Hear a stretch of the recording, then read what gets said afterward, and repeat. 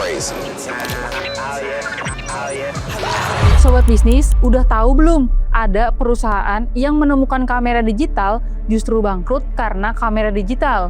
Lah, kok bisa sih? Nah, ini dia cerita Kodak. Semua dimulai dari satu orang, George Eastman. Di zaman dulu, foto itu ribet banget. Harus bawa alat besar, pakai proses kimia, mahal, dan cuma orang tertentu aja yang bisa. Lalu, Eastman datang dengan ide sederhana. You press the button, we do the rest. Nah, dari situ, tahun 1892 lahirlah Kodak. Mereka bukan cuma jual kamera, tapi bikin fotografi jadi sesuatu yang bisa dinikmati semua orang. Tiba-tiba semua orang bisa mengabadikan momen. Masuk ke abad 20, Kodak jadi raksasa, menguasai hampir seluruh pasar film dan kamera. Istilah Kodak Moment bahkan jadi bagian dari kehidupan sehari-hari. Pada masa kejayaannya, Kodak menguasai sekitar 90% pasar film fotografi dan sekitar 85% pasar kamera di Amerika Serikat. Nama Kodak bahkan begitu melekat dalam kehidupan sehari-hari, hingga orang tidak lagi mengatakan ambil foto, tapi ambil Kodak. Sama seperti sekarang, orang sering mengatakan Google saja ketika ingin mencari sesuatu di internet. Tapi di balik kejayaan itu, ada satu keputusan yang mengubah segalanya.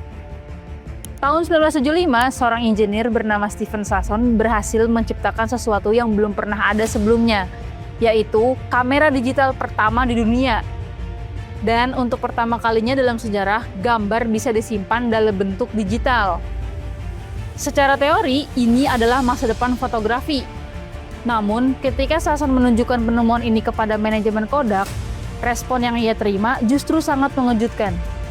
Para eksekutif perusahaan khawatir teknologi ini akan menghancurkan bisnis utama mereka, yaitu penjualan film fotografi.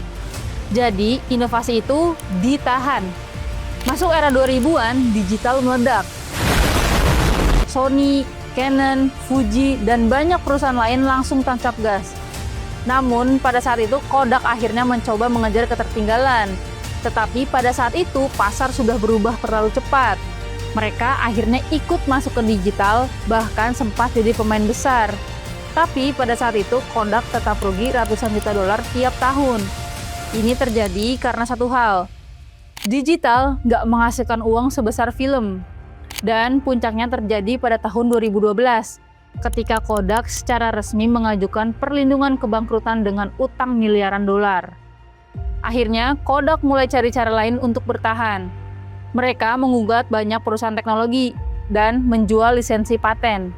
Jadi, setiap perusahaan yang pakai teknologi kamera digital buatan Kodak, mereka harus bayar. Nah, dari situ Kodak sempat menghasilkan sekitar 838 juta dolar atau hampir 13 triliun rupiah. Tapi itu bukan tanda sukses, itu tanda mereka mulai kehabisan napas.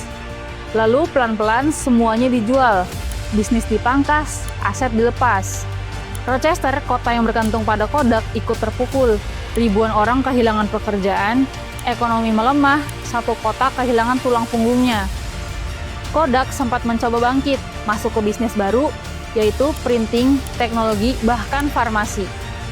Tapi semuanya terlambat. Mereka masih ada sampai sekarang, tapi bukan lagi raksasa yang seperti dulu. Dan jauh sebelum semua itu terjadi, George Eastman, sang pendiri, mengakhiri hidupnya sendiri. Ia meninggalkan satu kalimat, "Kepada teman-temanku, pekerjaanku telah usai. Kenapa harus menunggu?" George Eastman mengakhiri hidupnya dengan menembak diri di kamarnya. Kodak mengajarkan satu hal yang sederhana tapi kejam. Kadang yang menghancurkan bisnis bukan kompetitor, tapi rasa nyaman dari kesuksesan kita sendiri.